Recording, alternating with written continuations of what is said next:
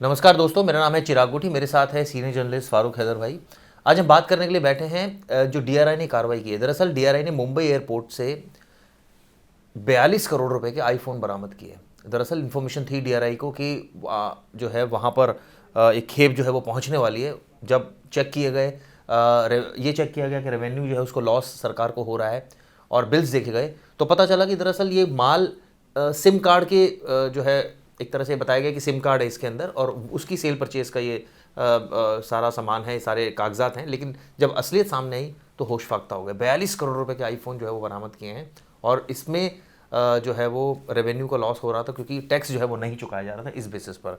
हैदर भाई, किस तरह से देखते हैं इस पूरे देखिए, ये मामले को? बहुत इस तरह के कॉमन मामले हैं, आते हैं सामने। हालांकि वो फुटकर तौर पे आते हैं। फुटकर तौर पे ऐसे कि यहाँ पे जो हम ड्यूटी के साथ, जो टैक्सेस के साथ हमको आईफोन मिलता है, उसकी बनिस्बत दुबई जैसे देशों में, दुबई में, यूएई जैसे देशों में जो आईफोन की कीमत है वो कम है। तो इस लिहाज से लोग वहाँ से लेके आते हैं और वहाँ से यहाँ लाने के बाद एक उसकी सिम प्लेट को चेंज कराना पड़ता है, जो नॉर्मली अगर आप दिल्ली में रहते हैं तो गफ्फार मार्केट में हो जाती है। ठीक है, तो वो यहाँ पे लाके और वो सस्ते दामों पे इसको बेचते हैं। ठीक है, तो अब इस तरह की जो, लेकिन ये बड़े पैमाने पे जो इस तरह की खेप आ रही है, ये वाकई क्योंकि रेवेन्यू के घाटे का मामला है। अगर आईफोन आ रहे हैं बिना टैक्स, बिना ड्यूटी दिए क्योंकि हुए, जो इसमें सीमा शुल्क अधिनियम लगता है वो देना पड़ता है। तो सीमा शुल्क अगर वो आप नहीं दे रहे हैं तो आप सोचिए, तो बड़े सस्ते पड़ते हैं इस हिसाब से तो। और इसी वजह से शायद ये ब्लैक मार्केटिंग भी होती है। कई आईफोन मैंने देखे हैं जो अभी जो नया है 13 जो प्रो आया है वो कई जगह जो है वो काफ़ी सस्ता मिल रहा था। तो इसका मतलब ये इसी तरह से एंटर कर जाते हैं और जो सीमा शुल्क बचता है वो यहाँ जो है वो कस्टमर्स को उसका फायदा मिलता है। देखिए, पहले अगर आप पुरानी फिल्में देखते होंगे तो उसमें स्मगलिंग होती थी कैमरों की, घड़ियों की, इस तरह की चीज़ों की। अब जो स्मगलिंग बड़े तौर पे हो रही है वो आईफोन की हो रही है, क्योंकि आईफोन अगर हम दूसरे देशों की बनिस्बत देखें तो भारत में थोड़ा सा महंगा मिलता है, क्योंकि वो ड्यूटी वगैरह उसकी मिला के, टैक्सेस मिला के वो थोड़ा सा, अब जैसे आईफोन 13 प्रो की बात कर रहे हैं, वो लाख सवा लाख रुपए का फ़ोन है। 70,000 से 1.5 लाख तक हाँ, तो अब वो अलग अलग वेरिएंट पे डिपेंड करता है। लेकिन अगर आप यही फ़ोन दुबई में ख़रीदें या किसी दूसरे देशों में ख़रीदें तो वहाँ आपको ये सस्ता मिलता है। तो अब बीच का जो मार्जिन है, उसका जो ब्रोकरेज है या मार्जिन कह लीजिए, उसको पाने के लिए लोग इस तरह की स्मगलिंग करते हैं।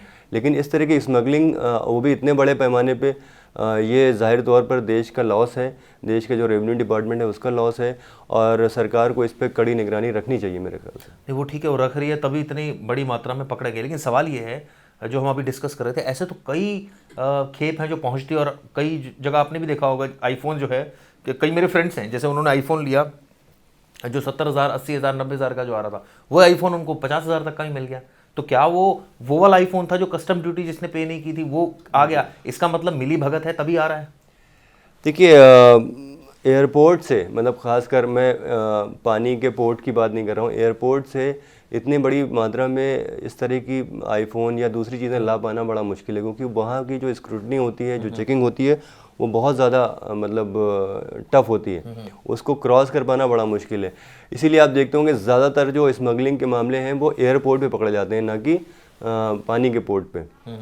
पानी के पोर्ट से अभी भी बहुत बड़ी बड़ी स्मगलिंग होती है, क्योंकि वो बहुत बड़े पैमाने पे होती है और बहुत बड़े बड़े कंसाइनमेंट आ रहे हैं, उनमें छोटी सी चीज़ें निकल जाती हैं। लेकिन एयरपोर्ट से ये चीज़ें निकल पाना थोड़ा सा मुश्किल होता है और इसलिए ये अक्सर पकड़े भी जाते हैं।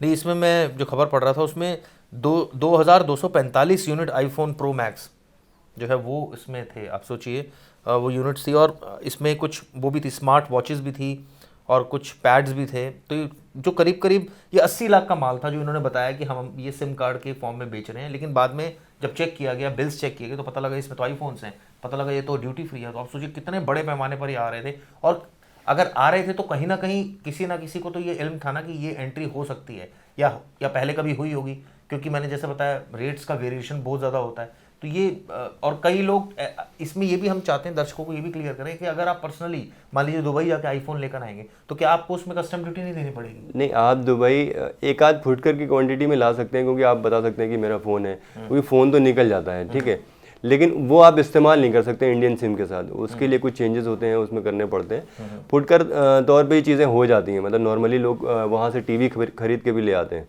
या बाकी चीज़ें इलेक्ट्रॉनिक आइटम खरीद के ले आते हैं। लेकिन बिना इतने बड़े पैमाने पे और बिना कस्टम ड्यूटी चुकाए, ये एक बड़ा मामला था। और नॉर्मली हमने देखा है कि जो दुबई से इस तरह के सामान आते हैं वो कुछ मिली भगत से आते हैं, क्योंकि बिना मिली भगत के एयरपोर्ट की सिक्योरिटी को क्रॉस कर पाना ये थोड़ा सा मुश्किल लगता है मुझे।